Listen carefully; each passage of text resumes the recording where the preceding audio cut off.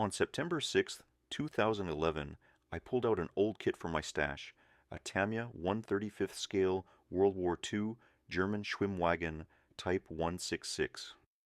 I had purchased this kit sometime around 2002, and back then I had already made some progress, having airbrushed it with Tamiya German Grey. I have decided to change the main color of the Schwimmwagen from Tamiya XF-63 German Grey to Tamiya XF-60 Dark Yellow.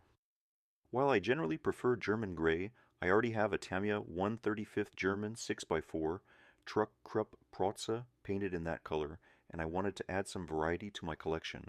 The dark yellow is a great choice for this model, fitting the period and giving it a distinct look. I've prepped everything for airbrushing, and I'm ready to get started as soon as I get the chance. A few days later, the weather was perfect, and with my toddlers taking a midday nap, I finally had the chance to enjoy a much-needed airbrushing session. The Schwimmwagen, now in Tamiya Dark Yellow, is really looking good, and the color is giving it a whole new character. A few days later, I then proceeded in repainting the 5 rubber tires using Tamiya XF-1 flat black, being very careful not to touch the newly painted rims. After finishing the tires, I moved on to touching up the chairs with a coat of Tamiya XF-1 flat black to mimic the painted black leather.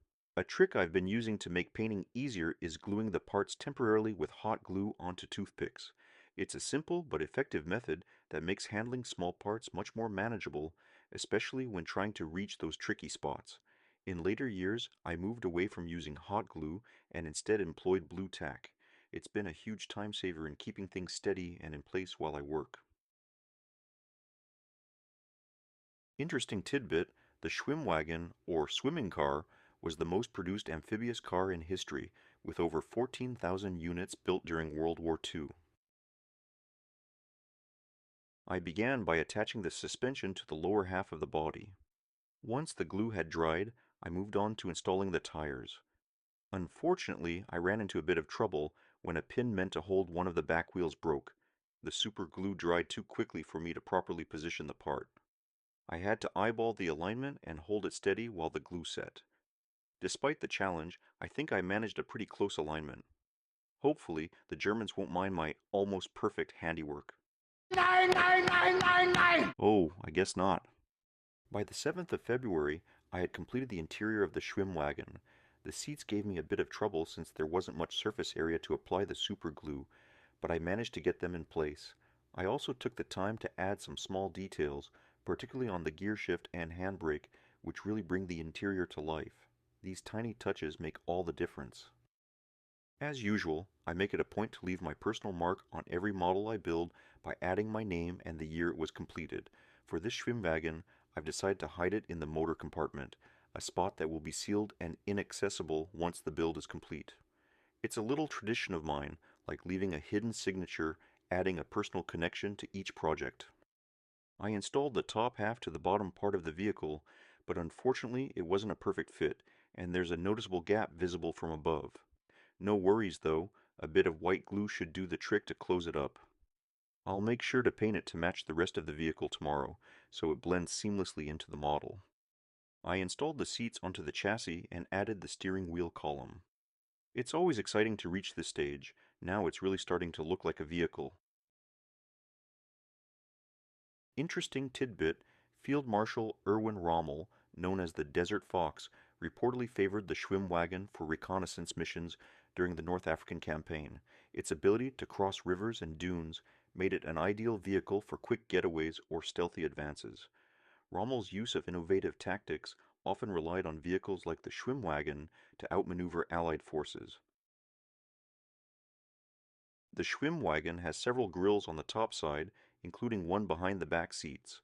Tonight, I focused on that specific grill, and after taking a progress photo, I realized I had accidentally glued my fingers to the toothpick holding the grill in place. Thankfully, I managed to peel my fingers off just in time. Another few seconds, and it could have turned into a more serious issue. This close call made me realize it's time to invest in a super glue remover to avoid any future sticky situations. Despite the hiccup, I persevered and ended up redoing the grill 3 times before finally getting it just right. It was frustrating at first, but the end result was worth the effort. I've assembled the major body components and added accurate detailing to the dashboard buttons. For reference, the website schwimmwagen.co.uk has been incredibly helpful in making the model more historically accurate. One of the standout features of this build is the propeller, which can be positioned either up or down. It's rare to find moving parts in a scale model, and I really appreciate the added functionality. It brings a unique and interactive element to the build. After a few months away from modeling due to major landscaping work on my new house, I finally found some time to get back to the workbench. To ease back into the Schwimmwagen project, I decided to try out a new technique. Spraying the entire model with a clear gloss coat before applying the decals. This should help the decals adhere better and blend seamlessly into the surface, giving them a more natural and polished look. It's always exciting to experiment with new methods to improve the final result. Interesting tidbit. After the war, some Schwimmwagons were repurposed by civilians, including smugglers, to transport goods across rivers undetected. Their amphibious nature made them ideal for crossing borders without using official checkpoints, especially in Europe's complex post-war landscape. I applied 11 decals over the gloss coat, and they've added a fantastic touch to the Schwimmwagen. It's amazing how much character decals can bring to a model, transforming it from a simple build into something that truly stands out. The clear gloss coat worked perfectly to ensure the decals adhered smoothly and looked natural against the surface. I added a second coat of clear gloss to seal the decals. I am not 100% convinced that the decal outline will show less, but at least I can be assured that in a few years they will not flake off or silver. I tried another new technique, weathering. Using umber brown oil paint diluted with turpenoid, I applied it to all the seams of the kit. After letting it dry for a bit, I carefully wiped off the excess with a Q-tip dipped in turpenoid. The effect is subtle, but adds noticeable depth and a touch of realism to the model. It really brings out the details in a way that makes the Schwimmwagen look more like a true vehicle that's seen some action.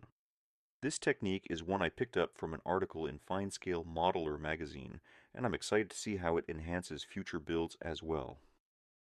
I installed the completed soldier in the driver's seat, and I was both surprised and relieved that the arms positioned perfectly with the steering wheel. It's always a bit of a challenge to make sure the figure fits well, but everything lined up just right. You'll also notice in the photos that I added a few accessories, including the shovel and paddle, which help bring the model to life and give it more character.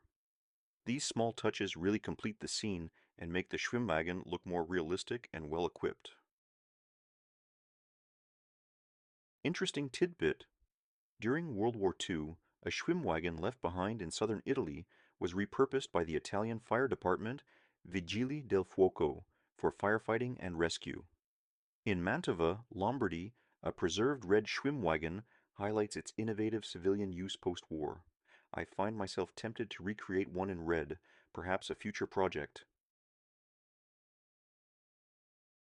On Saturday, September 1st, 2012, I finished weathering the Schwimmwagen using the Tamiya Weathering Master A-Set sand.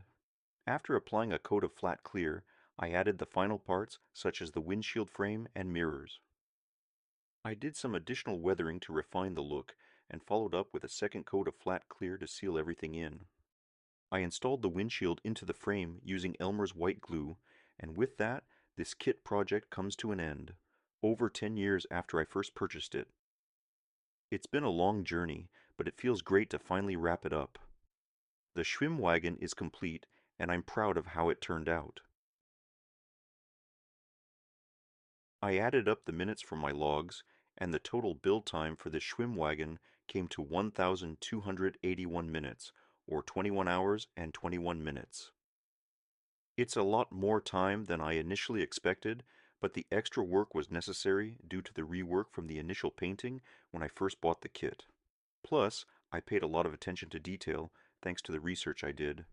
Overall, I'm really pleased with how it turned out. It's a small kit, but the fact that I bought it over a decade ago and kept seeing it unbuilt on the shelf always nagged at me. World War II. German innovation has always fascinated me, and what could be more intriguing than a car that can swim?